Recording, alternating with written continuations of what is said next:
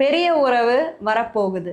சிம்மராசியை பொறுத்த வரைக்கும் இந்த ஆகஸ்ட் மாசத்துல என்னதாங்க நடக்க போகுது?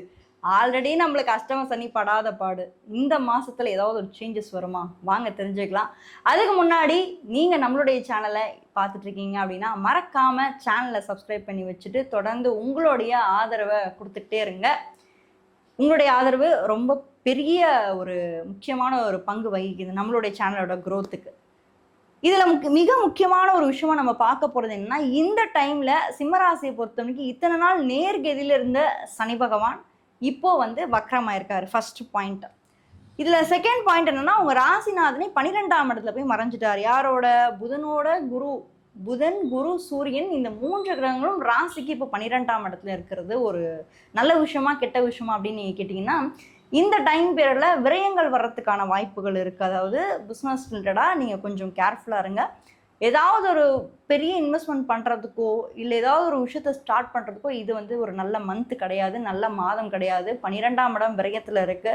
ஸோ ஒரு லாங் டிஸ்டன்ஸ் போறதுக்கான வாய்ப்பு இருக்கு. இப்போ நீங்கள் ஏதாவது ஒரு வியாபார ரீதியாக அதாவது தொலைதூரம் நீங்கள் எங்கேயாவது போயிட்டு வர்றதுக்கு வாய்ப்பு இருக்கே தவிர பெரிய இன்வெஸ்ட்மெண்ட் பண்ணி அதன் மூலமா கொஞ்சம் ஆதாயம் உங்களுக்கு இந்த மாதம் கம்மியாகும். ஏன்னா சனி வக்கரமாக இருக்கனால அவர் உங்களுக்கு லாபத்தை கொடுக்கறத கொஞ்சம் தடுப்பார் அப்படின்றத மட்டும் நீங்கள் மைண்டில் வச்சுக்கோங்க. விரயங்கள் வர்றதுக்கு வாய்ப்பு இருக்குது. ஹாஸ்பிட்டல் செலவு, இல்லை அம்மாவுக்கு ஏதாவது உடம்பு சரியில்லைன்னு ஹாஸ்பிட்டலில் கொண்டு போய் சேர்க்கறது, அந்த மாதிரி வீட்டில் யாருக்காவது ஒரு ஹாஸ்பிட்டல் செலவு வர்றதுக்கான வாய்ப்புகள் எல்லாமே இந்த மாதத்தில் உங்களுக்கு அதிகமாக நான் பார்க்குறேன். அது மட்டும் இல்லாமல் கரியரில் ரொம்ப கவனமாக இருக்கணும். பேர் கெட்டு போகும். ஸோ ரொம்ப கவனமாக இருங்க.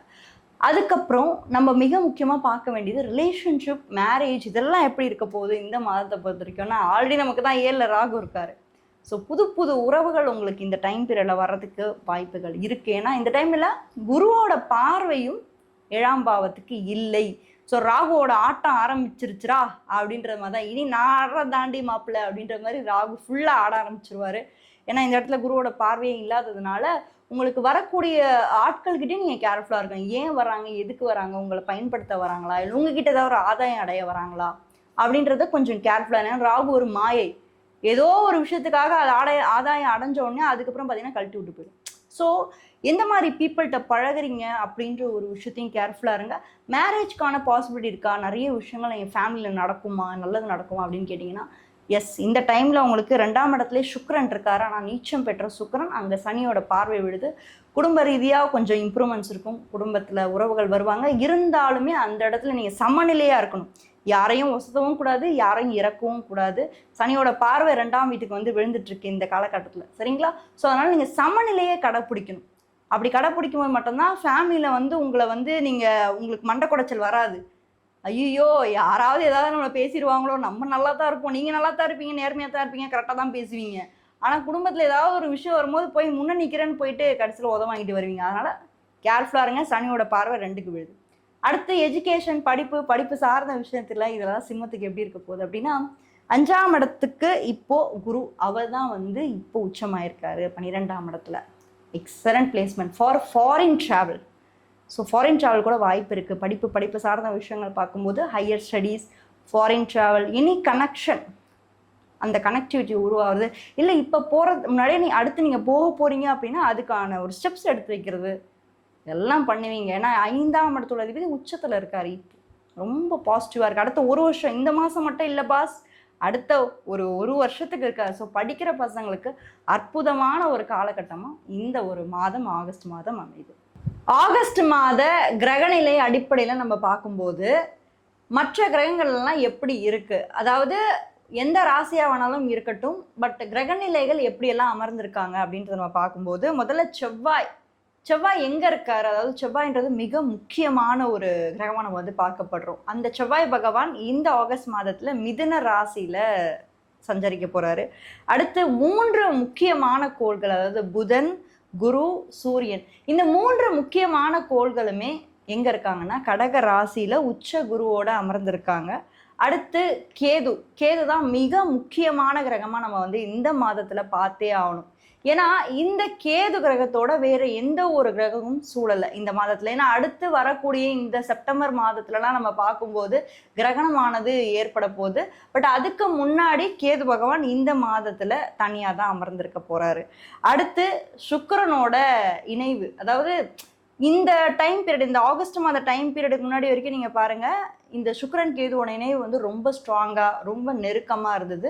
அதுக்கப்புறம் போக போக இந்த செகண்ட் வீக் ஆகஸ்டுக்கு மேலெல்லாம் நம்ம பார்க்கும்போது அந்த கேதுல இருந்து பிரிஞ்சு சுக்கிரன் கன்னி ராசியில, அதாவது தன்னுடைய நீச்சமாகக்கூடிய கன்னி ராசியில இருந்து மீன ராசிக்கு தன்னுடைய உச்ச பார்வையை செலுத்துறாரு. அங்க என்ன ஒரு பிரச்சனை இருக்கு, பிரச்சனைன்னு கூட சொல்ல முடியாது, பூகம்பம் அப்படின்னு கூட சொல்லலாம். ஏன்னா சனி பகவான் மீன ராசியில கடந்த ஒரு 1.5 வருஷமா வந்து அமர்ந்திருக்காரு. 1.5 வருஷமா அமர்ந்திருக்கக்கூடிய இந்த சனி பகவான் இப்போ இந்த கோச்சாரத்துல மாறக்கூடிய இந்த சுக்கிரனை நேருக்கு நேர் வந்து பார்க்க போறாரு. ஸோ ரொம்பவே பவர்ஃபுல்லா அமையக்கூடிய ஒரு விஷயம். ஏன்னா ஒரு பக்கம் வந்து பார்த்தீங்கன்னா நீச்சமான ஒரு சுக்கிரனோட அமைப்புல சனி பகவான் அவருடைய நெருங்கின ஃப்ரெண்டு, ரொம்ப க்ளோஸான தோஸ்துன்னு கூட சொல்லலாம். ஸோ அந்த சனி பகவான் இந்த சுக்கிரனை வந்து இந்த மாதம் வந்து பார்வையிடுறாரு. அதுக்கப்புறம் வேற யாரு, ராகு, கலியுகத்துடைய கடவுள், அதாவது கலியுகத்துடைய மகான் அப்படின்னு கூட நம்ம சொல்லலாம். இந்த ராகு பகவான் எங்க இருக்காருன்னா கும்பராசியில இந்த மாதம் மட்டும் கிடையாது, இந்த டிசம்பர் மாதம் முழுக்கவே, அதாவது எக்ஸாக்டா சொல்லணும்னா 18 months வந்து அவர் வந்து கும்பராசியில இருப்பாரு. அப்படியே சிம்ம ராசிக்கு நம்ம பார்த்தோம்னா அதுக்கு நேரடியா இருக்கக்கூடிய ராசியில உங்களுக்கு வந்து கேது பகவான் இருப்பாரு. ஸோ இந்த டிசம்பர் மாதம் வரைக்கும் ராகு கும்பராசியில சஞ்சரிக்க போறாரு. ஸோ வீடு கொடுத்த சனி பகவான் வந்து மீன ராசியில இருக்க போறாரு. ஸோ இதுதான் வந்து கோச்சார ரீதியா கிரக நிலைகள் வந்து மாதம் மாதம் மாறிட்டே இருக்கு. அதை தான் நம்ம ஒவ்வொரு மாதமும் நம்ம பேசிக்கிட்டே இருக்கோம். ஒவ்வொரு மாதமும் கிரகங்கள் எப்படி எப்படி மாறுறாங்க, எந்தெந்த வீட்டுக்கு மாறுறாங்க. ஏன்னா நம்ம ஒரு ராசி பலன் எடுத்தோம்னா அது வந்து ஒரு பர்டிகுலர் ராசியை மட்டும் நம்ம மென்ஷன் பண்ண முடியாது. ஏன்னா இங்க பாருங்க 12 ராசிகள் இருக்கு இல்லைங்களா? ஸோ 12 ராசிகளும் 9 கிரகங்களும் இருக்கு. ஸோ அவங்க மாதம் மாதம் மாறுவாங்க. மாதம் மாதம் மாறக்கூடிய கிரகங்கள்னு சில இருக்கு, வருடம் வருடம் மாறக்கூடிய கிரகங்கள்னு சில இருக்கு. ஸோ நம்ம ராசி பலன் பார்க்கும்போது ரெண்டுத்தையுமே எடுத்து தான் பார்க்கணும். ஸோ வெயிட்டேஜ் வந்து ரெண்டுமே இருக்கு. ஸோ நிறைய பேர் பண்ற தப்பு என்னன்னா, ராசி பலன் பார்க்கும்போது வெறும் ராசிநாதன் மட்டும் பார்ப்பாங்க, சனியை மட்டும் பார்ப்பாங்க, சுக்கிரனை மட்டும். அப்படி கிடையாதுங்க. மற்ற கிரகங்கள் கோள்கள் வக்ரமாவுதா? ஏன்னா இப்ப பாருங்க இந்த குறுகிய காலகட்டத்துல இந்த ஒரு டைம் பீரியட், இந்த ஜூலை மாசத்துல எல்லாம் பாருங்க புதன் வந்து வக்ரமாயிட்டே இருந்தார். இப்ப இந்த ஆகஸ்டுக்கு அப்புறம்லாம் அவர் வக்ர நிவர்த்தி ஆகி நேர்கதிக்கு வந்து மாற போறார். ஸோ அப்ப கிரகங்கள் வந்து வக்ரமாகும், திரும்பி நேர்கதிக்கு வரும். இந்த மாதிரி நிறைய விஷயங்கள் வந்து ஒரு அற்புதமான ஒரு விஷயம் தாங்க ராசி பலன். நீங்க வந்து அதை ப்ரிடிக்ஷனா மட்டும் பார்க்காம ஒவ்வொரு மாதங்களும் கிரகங்கள் எப்படியெல்லாம் மூமெண்ட்ல இருக்காங்க அப்படின்றத நோட் பண்ணும்போது டெஃபினட்டா நம்மளால வந்து நிறைய விஷயங்களை தெரிஞ்சுக்க முடியும்.